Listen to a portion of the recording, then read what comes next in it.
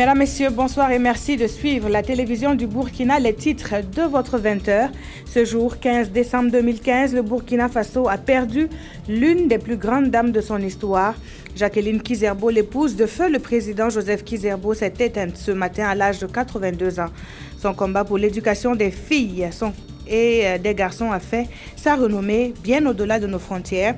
Son portrait dès le début de ce journal.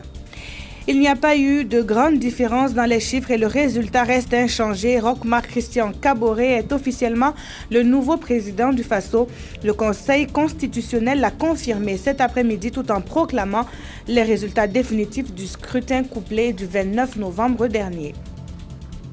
Après l'objectif du triple zéro et la fin des échéances des OMD, la Journée internationale de lutte contre le sida édition 2015 affiche d'autres ambitions. L'ONU-SIDA vise d'ici à 2020 l'atteinte de l'objectif triple 90. Ouarghaï, dans le Koulpeolgo, a abrité la commémoration de cette journée sur le plan national. Jacqueline Kizerbo est décédée ce matin à Ouagadougou. L'épouse de feu le président Joseph Kizerbo était affectueusement qualifiée d'héroïne des années 60. Professeure d'anglais, ses élèves la voyaient plus comme une mère qui savait toujours quoi dire lorsqu'il le fallait. Sa notoriété est allée au-delà des frontières du Burkina et lui a valu plusieurs distinctions honorifiques. Il y a quelques mois, Adama Koulibaly l'a rencontrée. Voici son témoignage. Jacqueline Marie-Thérèse Kizerbo née Koulibaly a vu le jour le 23 septembre 1933 à Ségou au Mali. Après son baccalauréat série philosophie à Dakar, elle poursuit des études de philosophie et littérature anglaise à la Sorbonne à Paris, où elle obtient la licence en 1956. Elle épouse en 1958 Joseph Kizerbo, historien et homme politique burkinabé. Engagés tous les deux dans la lutte pour l'indépendance des pays africains, ils rejoignent la Guinée à l'appel de Sékou Touré pour prêter main forte à ce pays nouvellement indépendant.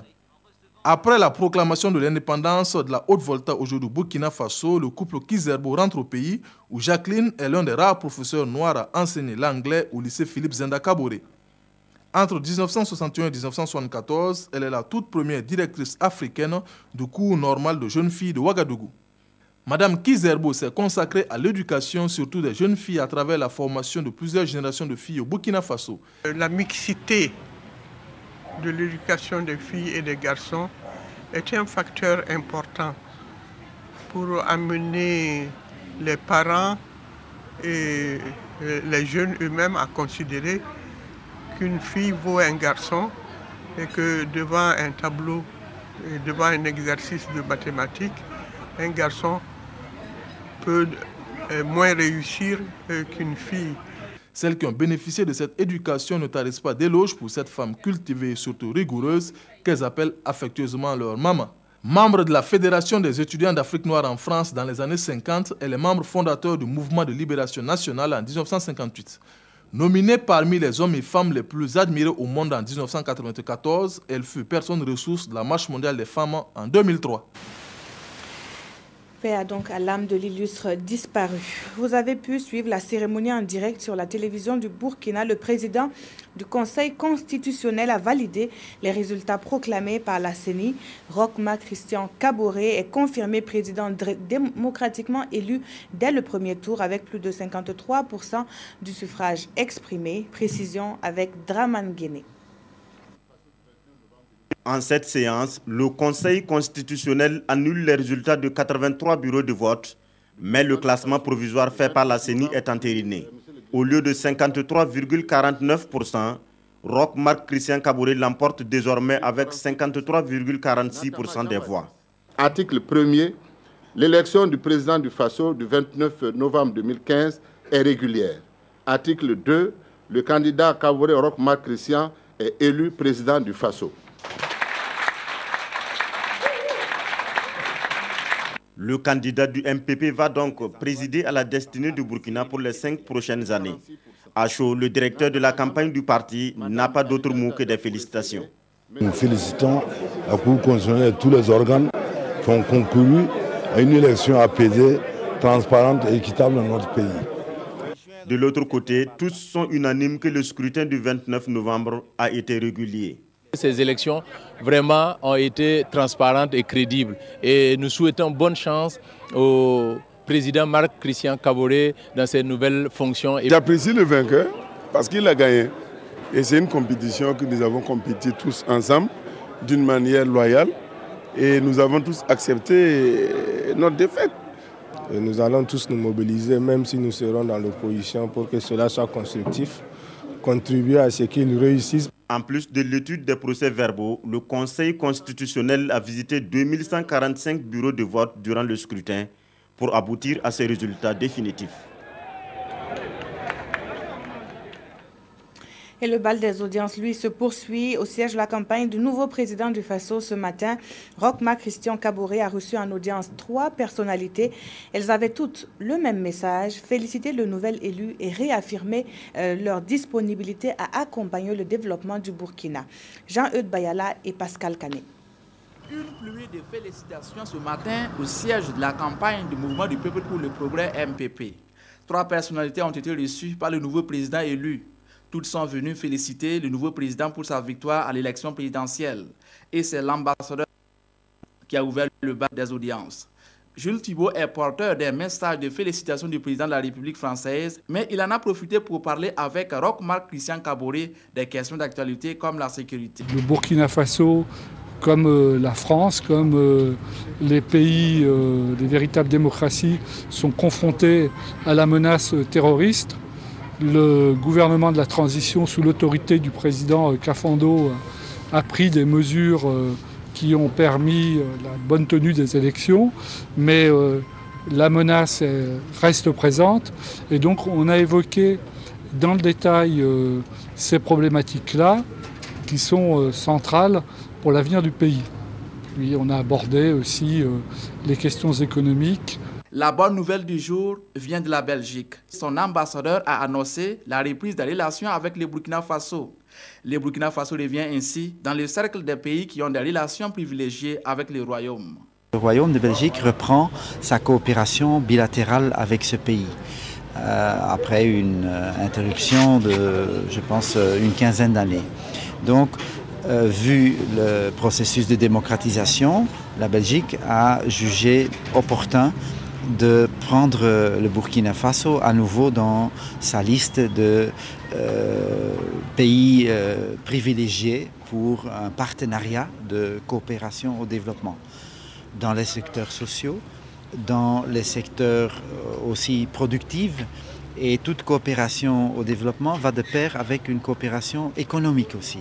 La dernière personnalité à être reçue est le représentant résident du système des Nations Unies au Burkina Faso. Il est venu réaffirmer la disponibilité de son institution à accompagner le Burkina Faso dans ses défis de développement. Je suis venu féliciter son Excellence pour son élection à la tête de l'État du Burkina Faso. Et puis, je suis également informé de la disponibilité du système des Nations Unies à appuyer le gouvernement qui mettra en place pour la mise en œuvre du programme national de développement économique et social. Et également, je l'ai informé de la disponibilité du système des Nations Unies à accompagner l'ensemble des acteurs du Burkina Faso à retravailler au renforcement de la cohésion et de la réconciliation nationale. Une pause à présent dans ce journal pour recevoir M. Denis Nikiema. Bonsoir. Bonsoir. Vous êtes alors le premier vice-président de l'Union pour le progrès et le changement UPC. Merci. Alors, le Conseil constitutionnel a validé cet après-midi même les résultats du scrutin du 29 novembre dernier. Quelle appréciation faites-vous du score de votre candidat Zéphirin Diaboui?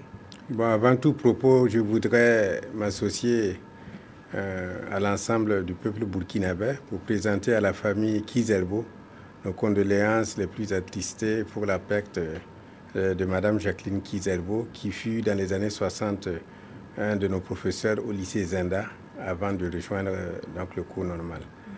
Cela dit, donc, le Conseil constitutionnel a donc proclamé les résultats officiels de l'élection présidentielle. Ces résultats ne diffèrent pas beaucoup de ce que des résultats provisoires.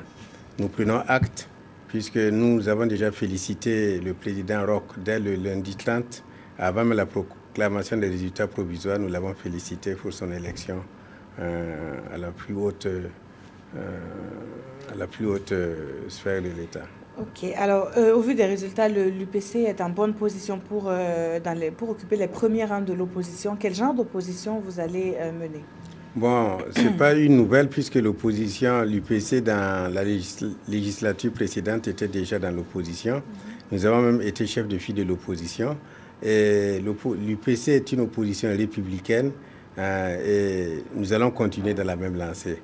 En ce sens que dans l'ancienne législature, les bonnes lois, nous les avons votées. Les lois qui ne sont pas bonnes, nous les avons combattues. Comme les lois sur le Sénat, la loi sur l'article 37 qui a fait l'objet donc des manifestations des 30 et 31 octobre 2014. Donc nous sommes une opposition constructive, pas systématique. Nous ne disons pas que nous ne pensons pas avoir le monopole des meilleures idées. Tous les Burkinabés ont de bonnes idées et quand elles sont bonnes, il faut les encourager. Par contre, si elles sont mauvaises, il faut les combattre. Est-ce qu'on pourrait voir l'UPC dans le gouvernement, le prochain gouvernement? Bon, ça je ne peux pas le dire. Cela me paraît vraiment difficile. Pour la simple raison que vous voyez, bon, nous sommes la deuxième force politique de ce pays. Si l'UPC entre dans le gouvernement, cela veut dire que déjà, au niveau de l'Assemblée nationale, nous aurons 55 plus 33 députés, 88 députés. Et si vous ajoutez les autres partis satellites qui sont là, nous allons avoir une chambre introuvable et finalement, nous allons aboutir à un parti unique ou à une chambre vraiment monocolore. Donc pour ce faire, dans l'intérêt du Burkina, nous pensons qu'il est bon que l'UPC assure la veille et reste dans l'opposition pour pouvoir continuer à dénoncer ce qui ne va pas, ce qui est mal fait et ce qui est à corriger. Et en étant dans le gouvernement, cela n'est pas possible? C'est difficile parce qu'il y a la solidarité gouvernementale. Vous ne pouvez pas être juge et parti. Et mieux, on vient de proclamer les résultats. Les Burkinabés, dans leur majorité, en toute souveraineté, ont élu le président dont le programme leur convenait le mieux. Alors, comment voulez-vous, nous avions un autre programme qui n'est pas celui du MPP. Si nous entrons au gouvernement, quel programme on va appliquer? Il n'y a pas eu d'accord de gouvernement, il n'y a pas eu de négociation. Donc, vraiment, je pense que même pour l'intérêt du Burkina, il est bon qu'il y ait une bonne opposition à l'Assemblée. Parce que si l'opposition n'est pas dans l'Assemblée, elle est où? Dans la rue. Est-ce qu'il y a des alliances à votre niveau entre l'UPC et d'autres formations politiques qui sont déjà scellées? Non, pas du tout. Il n'y a pas d'alliance. Je ne sais pas de quel type d'alliance. Des alliances avec d'autres partis qui sont aussi à l'hémicycle? Non, pas encore, puisque de toute façon, on n'a pas encore validé aussi l'élection des députés et ils ne sont pas encore réunis. Donc pour le moment... Est-ce que cela est envisagé, M. Nikema? Bon, cela pourrait se faire. Cela pourrait se faire pour la mise en place. Et avec quel parti, par exemple? Non, avec tous les partis qui vont être d'accord avec nous, parce que nous n'avons pas de préjugés. Nous n'avons pas de préjugés. Tous les partis, nous sommes tous des Burkinabés, nous sommes tous des enfants de ce pays, et nous n'avons pas d'ostracisme particulier vis-à-vis d'un parti. Merci beaucoup, M. Denis Nikema. Je rappelle que vous êtes le premier vice-président de l'Union pour le progrès et le changement UPC. Vous étiez donc notre invité ce soir. Merci bien. Dans la suite de cette édition, le président Michel Kafando, après la Guinée, est arrivé ce soir à Abuja où il va prendre part à au 48e sommet des chefs d'État de la CEDEAO. Avant de quitter Conakry ce matin, Michel Kafando s'est entretenu avec son homologue guinéen qui a été invité à assister à l'investiture de Roch Marc Christian Kaboré le 29 novembre prochain. Le point avec nos envoyés spéciaux Alidou Badini et Jean-Emmanuel Ouedraogo. Michel Kafando s'entretient avec Alpha Condé au palais Sékou Toureya. Au lendemain de la prestation de serment du président guinéen, le président du Faso lui réaffirme tout son soutien. Je les félicite à nouveau et surtout encourager parce que tout le monde sait que ce n'est pas facile d'être dirigeant dans nos pays parce que les obstacles auxquels on est confronté sont énormes. Alors, d'avoir fait un premier mandat, d'inaugurer un deuxième mandat, c'est tout à son honneur, donc je l'ai encouragé. Alpha Condé, quant à lui, salue la réussite de la transition au Burkina Faso, malgré les multiples obstacles. Et c'est rare qu'on dise 1 an de transition et que le délai soit respecté. Or, malgré tous les soubresauts, les délais ont été respectés. Donc j'ai tenu vraiment à lui manifester toute notre satisfaction pour tout le travail qu'il a fait. Je sais qu'aujourd'hui, les changements qui ont eu lieu vont permettre réellement à la démocratie de s'instaurer à Ouagadougou. Et là, il en a pour beaucoup. L'investiture du nouveau président du Faso, c'est pour ce 29 décembre. Michel Kafando a invité son homologue guinéen à prendre part à cette cérémonie historique. Une invitation acceptée. Et puis ce communiqué avant de poursuivre, le ministre délégué chargé de la sécurité informe la population que l'usage des pétards et autres explosifs similaires à l'occasion des fêtes de fin d'année est interdit sur toute l'étendue du territoire national. Et par conséquent, pour que les fêtes se passent bien, il appelle au respect strict de cette mesure qui vise à garantir la quiétude et la sérénité. Elle était annoncée, elle a débuté ce matin à Ouagadougou. L'opération d'indemnisation des blessés de l'insurrection des 30 et 31 octobre et du putsch manqué du 16 septembre a été lancée par le ministre en charge de l'action sociale. Une enveloppe de 300 000 francs est remise à chacune des victimes. C'est tout un symbole, nous disent Mokhtar Ouedraogo et Viviane Tchendrobeogo. Issouf Nakanabo fait partie des victimes des événements des 30 et 31 octobre 2014. Aujourd'hui, les blessures ont cicatrisé et c'est avec humour qu'il les montre devant la caméra. Il perçoit l'appui du gouvernement comme un symbole. Nous sommes tous nombreux ici à toujours porter des choses que voilà, on ne pourrait pas remplacer avec 300 000. Mais quand la nation décide de vous donner quelque chose pour vous témoigner sa reconnaissance par rapport à une action que vous avez menée, quelle que soit cette somme-là, vous avez vraiment le droit de reconnaître que c'est une bonne chose. Donc nous apprécions à sa juste valeur. Les victimes de l'insurrection et du putsch sont estimées à environ 900. Pour le moment, plus de 300 ont été identifiés. Ils recevront chacun 300 000 francs CFA. Une autre procédure est en cours pour l'indemnisation des autres victimes. La justice va se mettre sur un certain nombre de dossiers vraiment sensibles, de sorte que toute la lumière soit faite et qu'en termes d'indemnisation, justement, c'est à l'issue de ces conclusions judiciaires que l'on pourra appeler ces personnes pour les indemniser. Mais dans l'immédiat, en termes de solidarité nationale, nous nous sommes engagés donc dans la dynamique d'accompagnement social à apporter à nos victimes.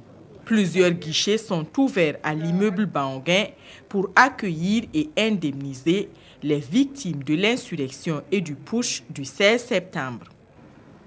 Au soir de la transition, le CNT fait le bilan à Gawa, dans le sud-ouest. Le Conseil national de la transition est allé rendre compte de cette année post-insurrectionnelle.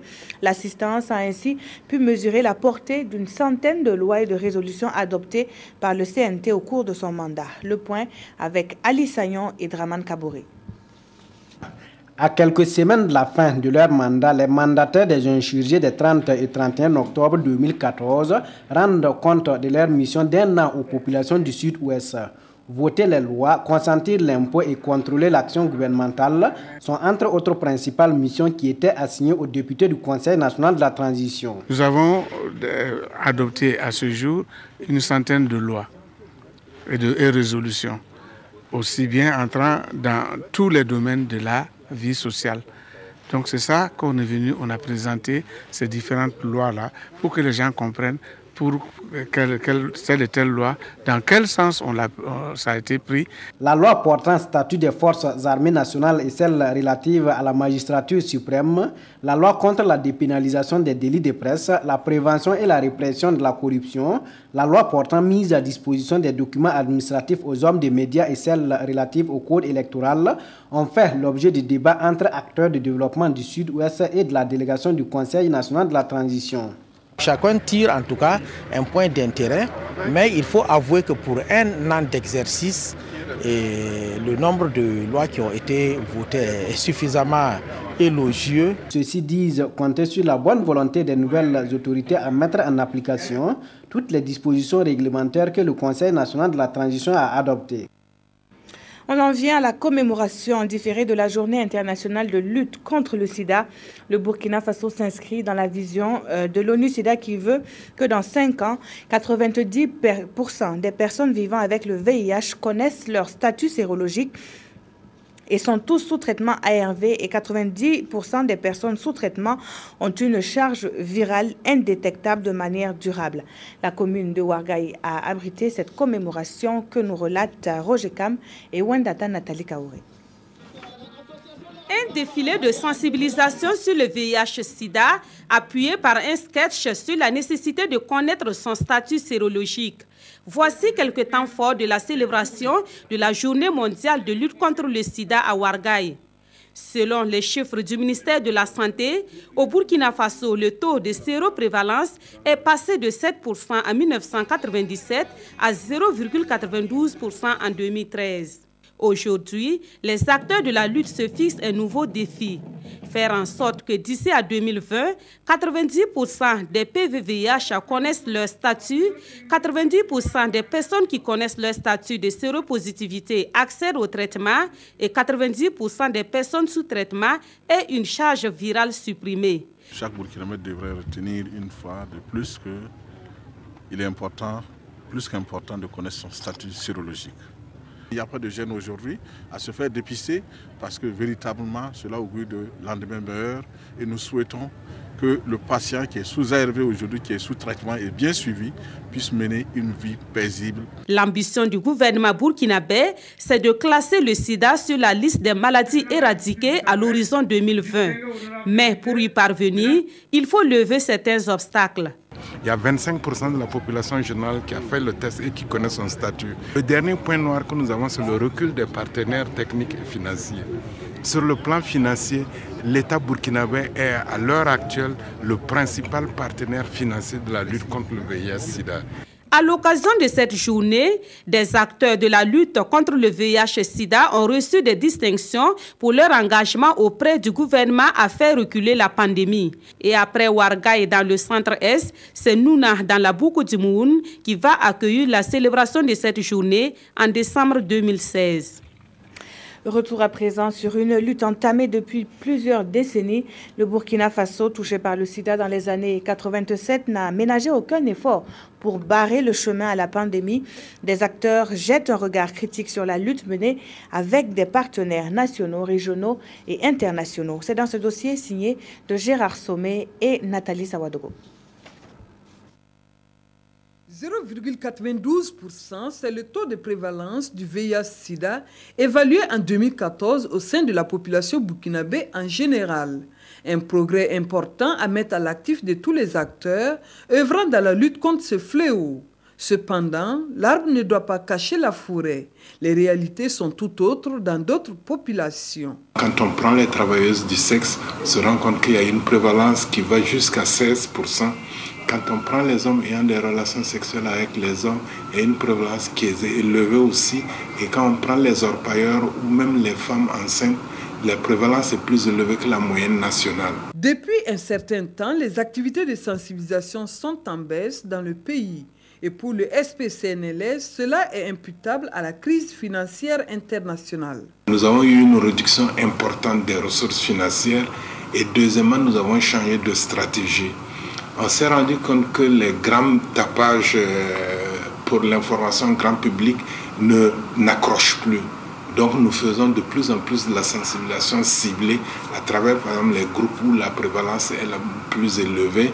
Pour le réseau africain Jeunesse Santé et Développement Burkina Faso, la consolidation des acquis n'a pas été au cœur des priorités des autorités de la transition. Je pense qu'au niveau de la transition, les gens ont mis beaucoup plus l'accent sur les questions politiques, les questions électorales.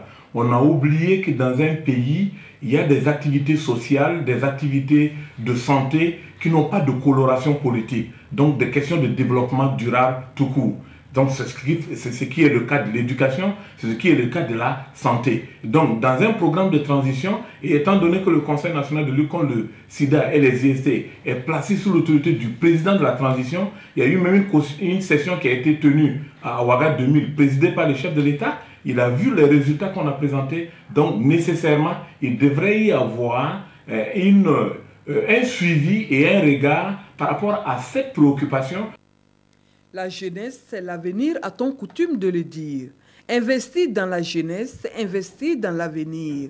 Et pour le réseau africain Jeunesse Santé et Développement et l'Association africaine de solidarité, les nouvelles autorités qui arrivent devront se consacrer sur la santé et l'éducation des jeunes. La satisfaction des résultats engrangés ou encore l'avènement d'épidémies telles que l'Ebola peuvent justifier la rareté des ressources dans la lutte contre le sida. C'est un fait avéré et malheureusement le risque de regain de la maladie est grand. Les acteurs sont pour le moins inquiets. C'est le sentiment que nos reporters traduisent dans ce reportage signé de Idrissa Ouarga et Christine Koulibaly. 50, c'est le nombre de nouveaux cas d'infection au VIH que l'hôpital de Chou de Bobo-Dioulasso reçoit par mois, soit environ 600 nouvelles infections par an depuis un certain temps. À travers ce chiffre, on peut faire deux explications. On a évidemment probablement le nombre de personnes infectées qui augmente parce que la sensibilisation n'est plus comme ce qu'elle était avant. Mais ces chiffres aussi peuvent s'expliquer par l'augmentation du nombre de personnes qui adhèrent au dépistage. Tout compte fait, difficile aujourd'hui de distinguer une personne infectée d'une autre saine, preuve que des acquis ont été engrangés dans la lutte contre le mal du siècle. Des acquis qui restent fragiles. Moi, j'ai discuté avec un médecin, je lui ai posé la question et il m'a dit, souvent, il arrive quelquefois que dans la semaine, ils peuvent avoir au moins 10 à 12 nouveaux cas. Et ces nouveaux cas-là, c'est plus la jeunesse en fait. Une jeunesse qui n'a pas bénéficié pour la plupart des grandes campagnes de sensibilisation d'antan. Et donc cette génération qui n'a pas bénéficié de ça, qui n'a pas vu les cas graves du VIH-Sida, ne prennent pas les précautions. Moi j'appelle ça la génération sacrifiée. C'est une génération sacrifiée parce que personne ne s'en occupe. Ni les partenaires, ni nos gouvernements, ni même nous les associations. En attendant, la diminution des ressources affecte la qualité de la prise en charge du VIH, tant sur le plan médical que psychosocial. Nous ne pouvons plus faire ce qu'on faisait d'antan, notamment dans la qualité de la prise en charge. Il y a le suivi à domicile des patients qui ne peut plus se faire. Il y a certains examens de laboratoire aussi pour lesquels nous avons des difficultés. Donc ce qui est très difficile pour nous, nous payer même les médicaments à 500 francs, nous n'arrivons pas à faire ça. N'en parlons pas, débourser 25 000 francs pour aller faire des examens. C'est peut-être à ce prix qu'on pourra un jour, avec l'aide de la science, atteindre l'objectif du 000. 0 nouvelle infection, 0 décès lié au sida, 0 discrimination. Et pour clore ce chapitre santé, nous prenons la direction de Kongoussi dans le BAM. Des médecins viennent d'y achever une formation d'1 mois et demi sur la gestion des districts sanitaires. L'enjeu de cette session, assurer une meilleure organisation des services de santé sur toute l'étendue du territoire national. Les précisions de Pawandrogo, Jean Zongo et Lazare Pouya. Après 6 semaines de formation à la conduite des activités du district, de nouveaux concepts et de nouvelles approches, ces 30 médecins sont désormais nantis de nouvelles compétences dans l'organisation des services de santé et dans la prise en charge des patients. Ces 30 médecins ont reçu donc 16 modules qui ont été dispensés et cela va donc des concepts généraux en passant par les aspects de qualité des soins, du management de la qualité des soins, avec la supervision du personnel de santé, la gestion des ressources humaines, matérielles et financières, mais aussi des aspects de législation sanitaire. Parmi ces 30 médecins, 16 ont été formés en chirurgie essentielle. Tous les lauréats de cette 25e session ont pris l'engagement de mettre leurs connaissances au service de la nation. Cette formation nous a permis d'approfondir nos compétences en santé publique. En ce sens que ça va nous permettre de mieux gérer nos districts sanitaires. Cette formation vise comme objectif à renforcer les capacités managériales des médecins au niveau des districts sanitaires qui constituent en fait le point de contact des populations avec notre système de santé. Dr Guéné Sanou a également exhorté les lauréats à cultiver le dialogue, la communication et la bonne gouvernance au sein de leurs services respectifs. Ils ont également la lourde mission de choisir les meilleures alternatives et stratégies pour améliorer l'état de santé des populations. C'est parti pour la campagne agricole sèche 2015-2016. L'honneur est revenu à la commune de Karaba, dans la région des Hauts-Bassins, de lancer cette campagne. Un point d'honneur est mis cette année sur l'adoption des technologies innovantes dans le secteur de l'irrigation. Hassan Gourabou, Kadou Romenki. Les cultures de contre-saison comme alternative pour une sécurité alimentaire dans un contexte de changement climatique marqué par des conditions pluviométriques généralement défavorables pour les pays du Sahel comme le Burkina Faso. C'est le leitmotiv de la présente campagne agricole de saison sèche qui fait la part belle aux techniques innovantes d'irrigation. Une agriculture irriguée qui devrait pouvoir combler le déficit de la saison pluvieuse en termes de besoins alimentaires. Au titre de la présente campagne de saison sèche, objet de la présente cérémonie, il est attendu 1 380 000 tonnes de cultures maraîchères, 37 525 tonnes de céréales, dont 27 368 tonnes de riz et 10 164 tonnes de maïs, 52 836 tonnes de tubercules, 758 352 tonnes de fruits et 1245 tonnes pour les protéagineux et oléagineux. Pour atteindre ces objectifs, le gouvernement bénéficie du soutien de ses partenaires. Je souhaite vraiment que notre projet ici, qu'on a lancé aujourd'hui, va être vraiment une réussite pour la population rurale. C'est eux qui doivent profiter de notre engagement et aussi de l'engagement du gouvernement du Burkina Faso. D'un coût total de 1,4 milliard de francs CFA. Le projet Promotion des cultures de contre-saison interviendra dans les régions de la boucle du Mouhoun, du centre-ouest, du nord et des hauts bassins. Au-delà de l'aspect production, le projet va également accompagner la transformation et la commercialisation des produits agricoles. Un accompagnement qui commence déjà avec cette remise des semences améliorées et autres matériels agricoles à ces producteurs modèles de la commune de Karaba. L'administration fiscale se veut plus performante et moderne. Ces mots guident la 4e conférence annuelle de la Direction générale des impôts, ouverte ce matin à Ouagadougou. Le management des ressources humaines est au centre de cette vision de l'administration fiscale.